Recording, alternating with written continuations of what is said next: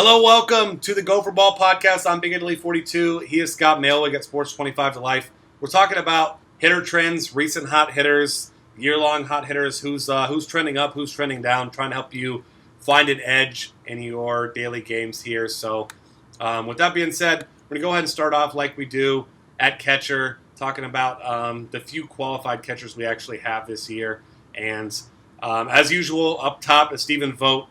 After a really hot start to the season, he struggled there for a little while. Well, maybe not struggled, but wasn't quite as hot there for a little while. And then starting to get it going again, back up to 308 average, 244 ISO. He's walking 14.2% of the time, up to 13 homers, 53 RBI. I mean, he's been the most consistent player on that A's offense the entire season. Yep. And I mean, he's been the guy where you and I, a lot of other people, you see him against a righty, and he's your best play at catcher most nights.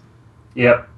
I mean, that's the way I go in cash games for the most part. I try to look for power in my catchers, and so I stick mostly to these guys with 200-plus ISOs. I play Brian McCann a ton when he's at home against righty. Russell Martin, basically anytime he's at home against a weak pitcher, is a strong play. McCann's got a 209 ISO, Martin 217. So both really strong power guys. McCann's actually got his average up to 275 now. He's been really, really hot over the last 2 weeks or so. And he's been a really, really good play because the Yankees have been facing a ton of pretty average righties for the most part. Then we look at a couple of these other guys. Yadier Molina still hitting 293, but finally put his second home run on the board recently, which was nice of him. I think that was the day I played a Cardinal stack and left him out of it, so that was wonderful. Yeah, but rightfully so. I mean, without power, I think I probably I know I had Cardinal stacks that day too, and I'm pretty sure he was out of mine too. Because he doesn't have it. His ISO's .075 even after that home run. 24 RBI is like half of what Vogt, Posey, and McCann have. So yeah. He just has so much less upside, but he's near the minimum on both sites most of the time, unless they're facing like a really weak pitcher or in a really good ballpark. So from time to time, I guess you can consider him a cash game play, but there's just no upside there really.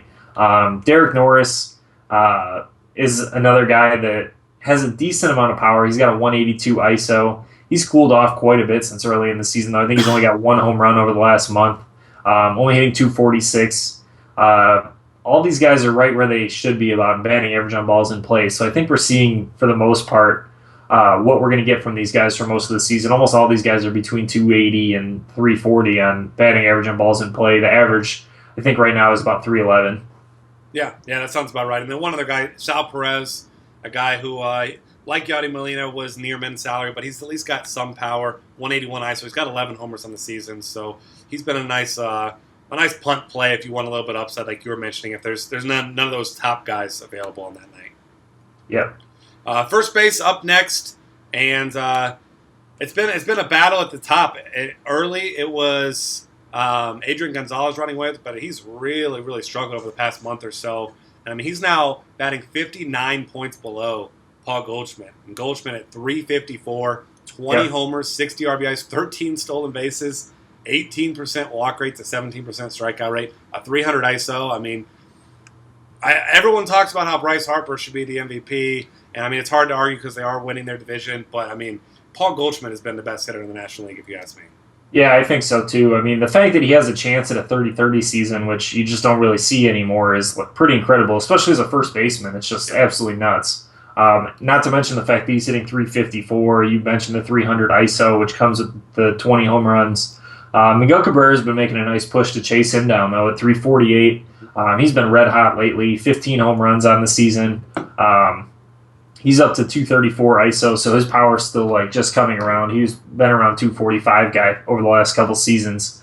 Obviously, he doesn't have the stolen base numbers, but the fact that he's hitting 348 right now is pretty impressive. The other guy who, every time we talk about him, he's basically Paul Goldschmidt light right now, Anthony Rizzo.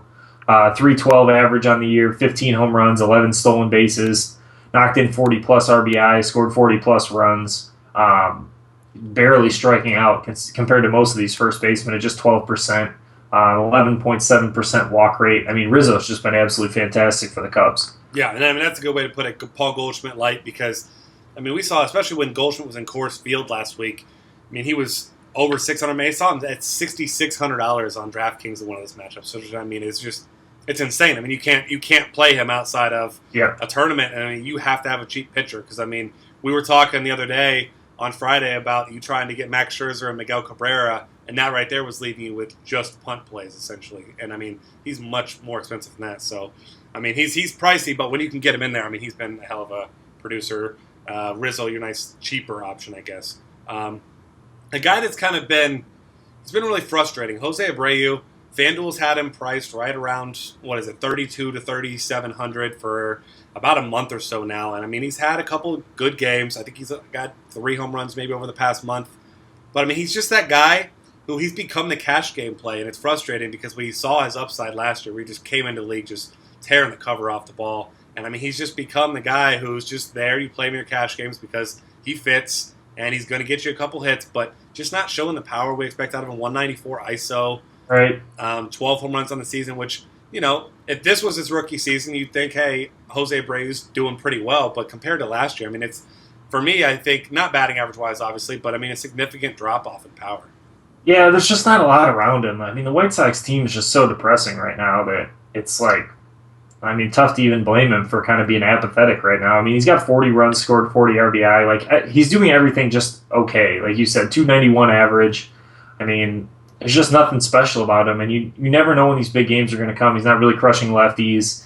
He's not crushing weak righties. He's just like kind of putting up average numbers all the time, which is working out okay for him, but he's just a tough guy to target in DFS. Yeah, he's become one of those guys that's a very good real-life baseball player, but a guy that's not really worth your salary, especially at such a loaded position most nights. Yeah.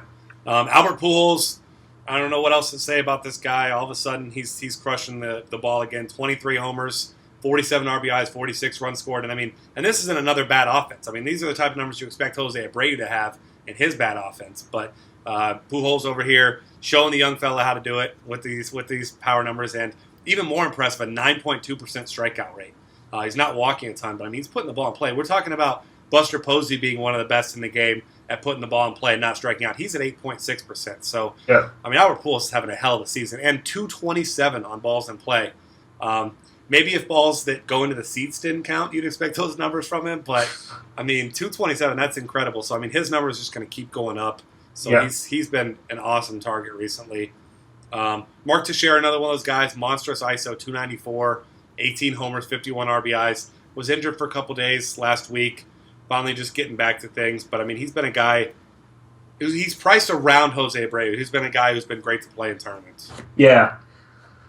I mean, he's another guy, 232 batting average on balls in play that you can definitely get higher from him.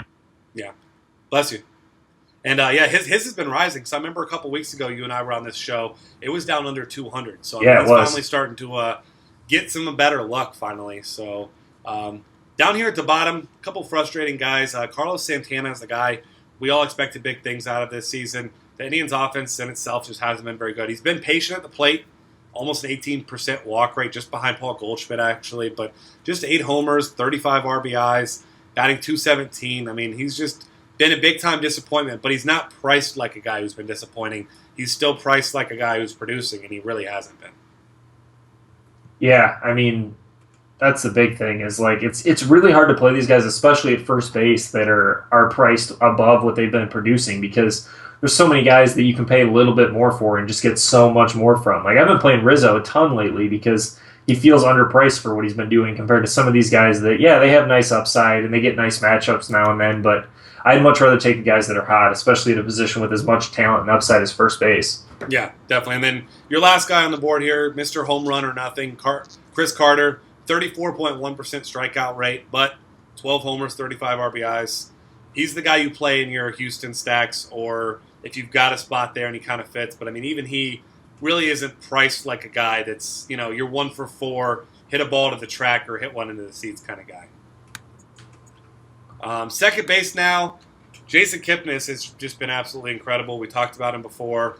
Not a guy that hits for a ton of power, but his just overall numbers just been very good. 354 batting average, 397 on balls in play. Certainly going to come down a little bit, but he's got 5 homers, 49 runs scored, 31 RBIs, 10 stolen bases, and once again, this is a lineup that really hasn't been producing much. I mean, it's been Kipnis getting on, and you hope that he can score. But due to his price tag recently, outside of elite matchups, I mean, it's hard to pay his price tag outside of tournaments because you don't really expect the guys behind him to do much. And that 2-hole's been Santana, it's been Lindor, it's been a whole bunch of different guys. So not a lot of consistency there for him. Yeah, and I mean, he has had a decent amount of extra base hits. You mentioned he doesn't have a ton of home run power with only 5 on the season, but 168 ISO, I think, puts him, like 4th or 5th among second basemen? Yep. Let me check really quick. He's got to be up there. Yeah, 5th.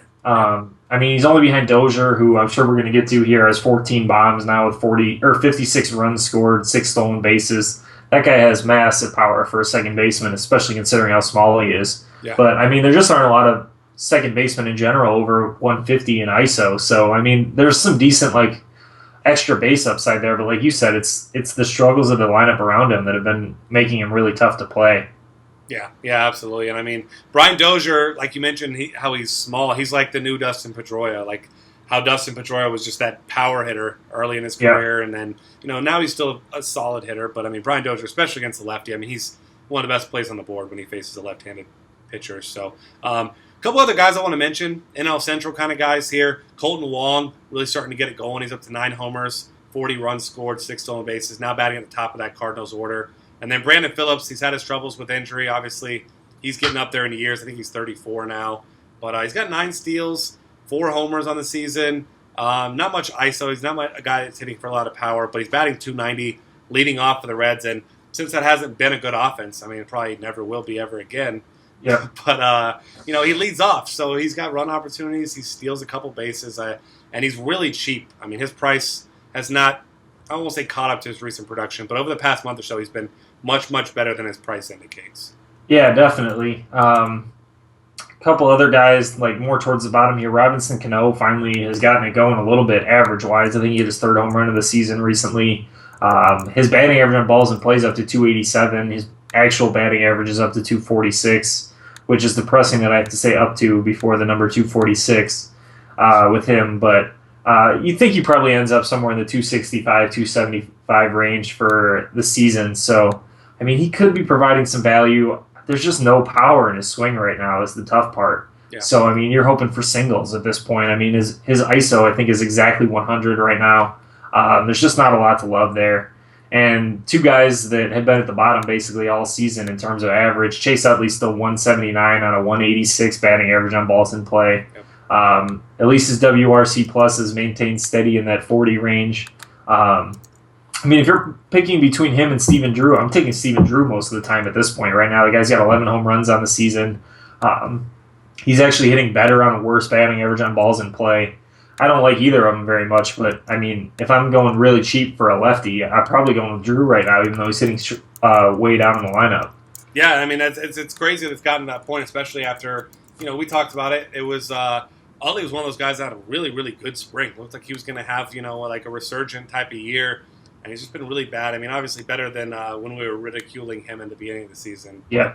Definitely a guy that's just – he's min salary on FanDuel right now, so I mean he's a guy that's worth playing when he faces a bad righty, I guess. But I mean that's about it. Like you said, really just no upside. I mean I think the best game he's had this season was against Johnny Cueto.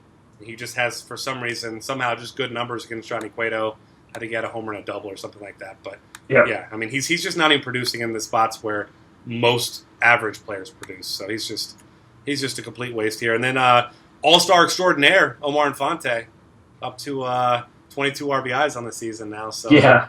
And that monstrous 1.3% walk rate. I mean, I don't even know how that's possible. You only walk 1% of the time. But yeah, I just certainly hope I don't see him as a starting second baseman when I get to that All-Star game, because I'm gonna be disappointed. Pay big money to go to an All-Star game and see Omar freaking Infante starting. But there's my Kansas City rant. But if you voted for him, I mean, thanks for doing that to us. Moving on to shortstop now. If we're talking batting average, your top hitter this year is Jose Iglesias, but don't get too excited because, I mean, this is a guy usually bats 9th. I mean, he's got 0 upside. I mean, I'm talking absolute none. 1 home run, 10 RBIs, 15 runs scored, 9 stolen bases in a Tigers offense that, hasn't been what we expected it to be, but obviously Victor Martinez was out for a while, but they still score runs, and he's just not worth playing. Don't play Jose Iglesias. He's just not that good. I mean, if he hits second ahead of some big bats and he's min salary, not a bad cash game punt. But other than that, not a guy I would ever play in any tournament. Just really not that good. Tulo's finally gotten up to number 2 here, 314.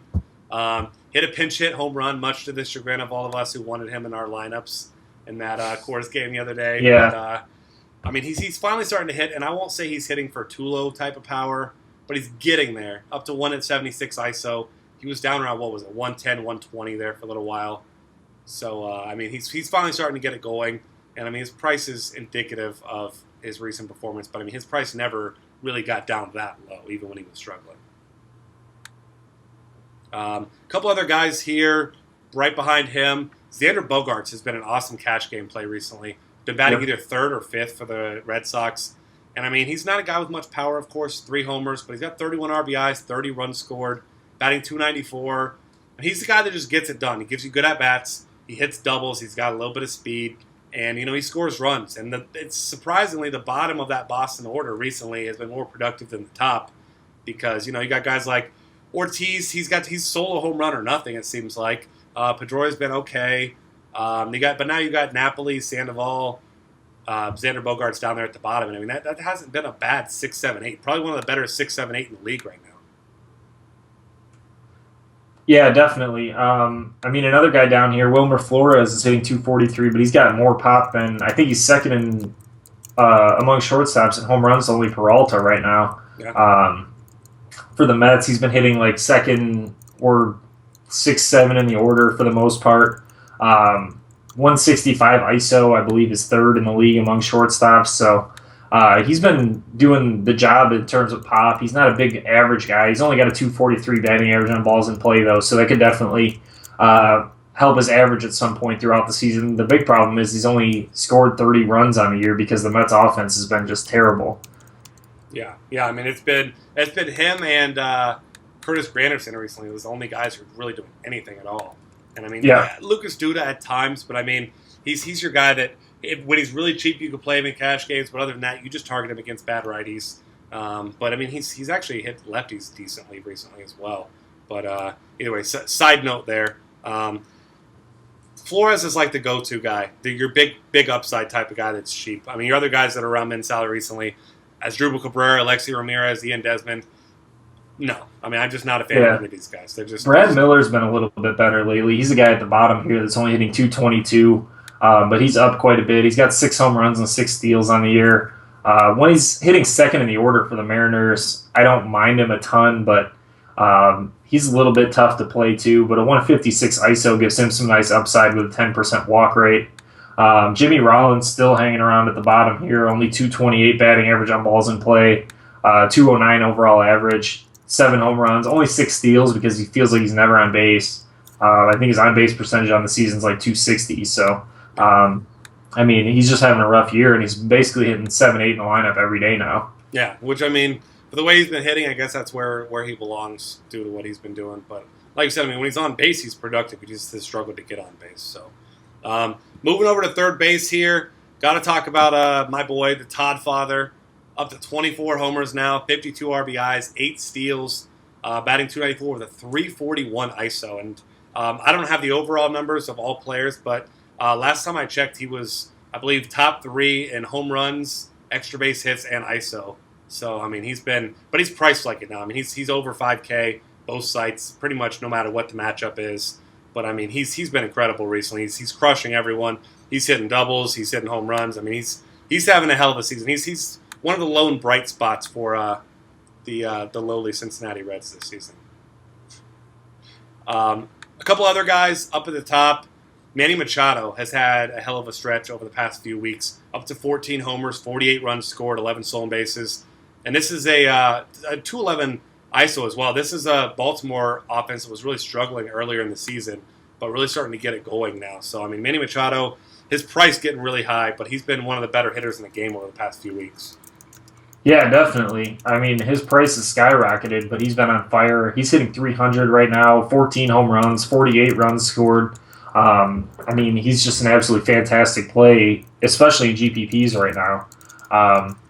Another guy I feel like that about Chris Bryant, 10 home runs, 6 stolen bases on the year, 40-plus RBI and runs scored. Only hitting 278 right now, but I still think that comes around a little bit as he gets more and more comfortable in the majors. A guy we've talked about quite a bit at third base, Evan Longoria. His average keeps slowly climbing. He keeps getting looks like better and better as the season goes on. He's up to 274 now. Only 7 home runs. The Rays' offense has been terrible, so he's below 40 RBI and runs scored, which is what's been holding him back. But I still like him quite a bit as a GPP play against weak righties, weak lefties, anybody in that kind of domain. Yeah, absolutely. I mean, he's one of those guys that just kind of flies on the radar, especially against lefties. I know you and I, it's been a couple Fridays that he's been really cheap against a mediocre lefty, and you and I have been all over targeting him. So keep your eye on that when he faces a lefty. He hasn't put up Evan Longoria type numbers, but definitely a guy to keep your eye on. And then all the way at the bottom, your GPP special most nights, Luis Valbuena up to 19 home runs on the season. And, I mean, he's doing it in the oddest type of fashion recently because, I mean, you look, he only has on the season 49 total hits and 25 are either doubles or home runs. So, I mean, he is literally all or nothing type of guy. Only batting 199, but 256 ISO. He's really pricey on FanDuel right now. DraftKings is kind of getting up there as well. So he's one of those guys. He's almost hard to play outside of a stack. But I mean, 19 home runs. I mean, I believe that's like top 15 in the league. So I mean, that's all you're getting from him. That's all you really need when you're playing Luis Valbuena. Yeah, I mean, there's so few guys that have a higher ISO than batting average too. That like, I mean, his is massively higher. So like, I mean, that's the definition of a GPP play right there. Is a guy that has a massive ISO and a low batting average because he's going to be cheap, but the upside's definitely there. I mean, he's got 39 runs scored, 35 RBI. He's playing every day. I mean, he's definitely a solid GPP play. Yeah, and speaking of guys who actually have higher ISO than batting average, but both of them pretty damn elite. Bryce Harper, 379 ISO, 340 batting average, 24 homers, 58 RBI, 18.5% walk rate. Seems like the only real difference between him and Paul Goldschmidt this year, as far as just pure numbers, is the fact that he has a slightly higher ISO, and Paul Goldschmidt somehow stolen 10 more bags. So, get it together, Bryce, because he if you just look at the two guys, Bryce Harper looks like the kind of guy that's going to steal the base, slide in, spikes up, run you over type of thing. I mean, maybe he would do that. I don't know. But either way, I mean, 3 stolen bases, I know that's not his game, but I mean, it's just that's the surprising stat. More surprising, I guess, on Goldschmidt's end. But Harper's too busy rounding second base to steal it. That's a good point. Yeah, he's too busy. He's too busy running around and staring somebody down before he gets back to the back he belongs. Yeah, he's just having an absolutely massive year though. I mean, that 340 average is great. I mean, 24 home runs you can't argue with. Like you said, the only thing you can really argue with him is the stolen base numbers, and I'm not even going to complain about it whatsoever. I mean, what is there, like 6 outfielders hitting above 300 or something like that, and he's the only one above 317, and I think Nori Aoki is the other one, and he's got, 19 RBI and 2 home runs on the season, so like, that guy's trying just to put the ball in good spots to get hits, and Harper's still hitting 23 points higher than him. Cespedes has gotten hot lately. He's looked pretty good. He's up to 305 on the year, 10 home runs, 40-plus RBI, and runs scored. Him coming around has really helped that Tigers offense, especially hitting behind Cabrera. It's helped Cabrera out a ton. I really like that entire Tigers offense a lot right now. I mean, even JD Martinez is up to 270. He's got 18 bombs on the year now, so that offense is really, really coming around. Another guy that's been really hot, Denard Span's up to 300 on the season. Not an elite GPP play by any means, but has been a really solid cash game play until his price really caught up. 8 stolen bases, 5 home runs, 35 runs scored. He's been a pretty strong play for the last couple weeks or so. Yeah. I mean, he's been a great cash game play, like you mentioned. Only an 8.8% strikeout rate, so those are the type of guys who want to target in cash games. And it's strange to say, but Nori Aoki, I haven't played him a single time outside of a Giants stack this season. So I mean, like, he is getting the batting average. That's it. I mean, he's not getting their RBIs, not scoring a ton of runs. I mean, he's just not a guy to play. But right in between those guys, AJ Pollock, guy that I absolutely love to play in tournaments. 15 steals on the season, 9 homers, 47 runs scored, batting .307. Quietly having an incredible season. No one's talking about him still. But then you go down a little bit further, you got some interesting guys. Brett Gardner has, I think, been probably the best hitter among outfielders. It's not Bryce Harper over the past month. I mean, he's been incredible. up to Yep. 15 steals, 55 runs scored now, just above Bryce Harper, 38 RBIs.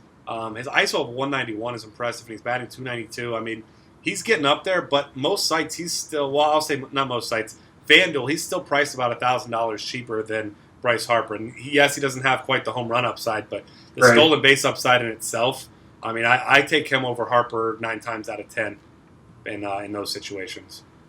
Yeah, that makes sense. We talked about some of these more splits guys. Josh Reddick's been having a really nice season, basically only playing against righties, hitting 292 with 10 home runs, 45 RBI. I mean, he's a good 40 plate appearances short of some of these other guys because he doesn't play against lefties. So he is one of those guys that makes a great DFS play.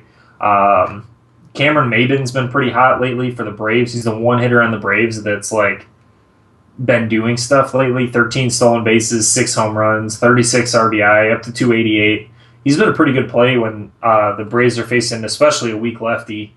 But, I mean, it's surprising. The Braves have some decent batting averages. They just don't have very much power, especially with Freeman out of the lineup over the past week or so. There's not a lot of guys to actually knock in the runs when they do get guys on base. But they have a lot of guys hitting 285 plus right now. Yeah, and like you mentioned, I mean, Nick Markakis being one of those 301, but I mean, he's just zero power, .058 ISO. I mean, we were talking about Molina having a low one. I mean, that's incredibly low. But yeah, I mean, a couple other guys. I believe number 2 in the league in stolen bases now. Charlie Blackmon up to 20 stolen bases. I think he's only behind Dee Gordon, if I'm not mistaken. But he's also hitting for some power. 9 homers, 43 runs scored, 31 RBIs. Obviously, does a lot of his damage at Coors Field, but I mean that doesn't matter. When there's a game at Coors Field and there's a righty on the mounds opposing Charlie Blackmon, he is in my lineup 100% of the time because the guy can do it all. I mean, we saw the other day was having a weak game. I believe he was 0 for 2, drew a walk, stole second base, stole third base, scored on a sac fly. I mean, there's 5 points for you right there, or no, 6 points for you FanDuel wise. I mean, that's the kind of floor and upside that Charlie Blackmon has. So he's a guy I love to play. And then right below him, a guy who's been on fire, Jason Hayward. 9 homers, 34 runs scored, 27 RBIs. Those numbers don't look great, but I believe he's got 4 home runs in his last 7 games, something like 8 or 9 RBIs. So he's really good. He's got the power stroke going for sure. Blackman's actually 3rd in stolen bases. You forgot about your best pal Billy Hamilton with 36 already. Oh yeah, well I should have said people who actually hit the baseball. I should have. Hamilton's up to 225 on the year now. Yeah, crushing baseballs. Yeah. I tend to think that most minor leaguers could hit 225, but I forgot about Run Billy Run. I guess I'll give him a little bit of credit for that. But another guy that's been hot lately, Mookie Betts, up to 276, 11 stolen bases, 8 home runs. He's right there by Hayward. Starling Marte is a guy that's absolutely crushing lefties. I think he's got like a 500 WOBA against them still on the season. He's been a really strong play against lefties. He's been fine against righties too, much better against lefties. Justin Upton's another guy that's been pretty hot lately. He's got his average up to 272, 13 home runs, 15 steals. He's another guy that has a shot at a 30-30 season. Yeah, that's a good point. And then as we go down here towards the bottom, a couple guys. Cole Calhoun's now minimum salary on FanDuel has really struggled over the past month or so. But he's batting 262. Showed a little bit more power last year than he's shown this year. And, I mean, maybe some of it due to, once again, a guy being in a bad lineup. But, I mean, you're in a bad lineup, but you got Albert Pujols batting behind you and Mike Trout batting ahead of you. I mean, you don't have many excuses not to produce. So, Cole Calhoun, tend to think he's probably going to get it going. And then another guy right around there, Alex Gordon. Love to play him against righties. He's really cheap on most sites, especially FanDuel. But he's having a solid season. But just I mean, not great, I guess. Yeah, definitely. I mean, he's having one of those like Abreu type seasons where there's nothing really to complain about, but there's nothing to really get excited about either. Yeah, exactly. And then really these bottom guys, nobody really that jumps off the page. Steven Souza is a guy that has 14 home runs, but he's batting just 228 despite a 301 BABIP. He's the kind of guy, he swings hard, strikes out 33% of the time. If he makes contact, it's a home run. If he doesn't make contact, he strikes out, and that's about it. I mean, I've seen some people playing him in cash games recently because he was cheap. Absolutely baffling to me because the guy, not a good hitter. He's a good power hitter, but not a good hitter. So do yourself a favor and get him the hell out of your cash games for this week and every other week. All right, with that, that's going to wrap things up. Thanks for hanging out with us. Find us on Twitter at DF Cafe. Subscribe to our YouTube channel and check out all of our great content at dailyfantasycafe.com.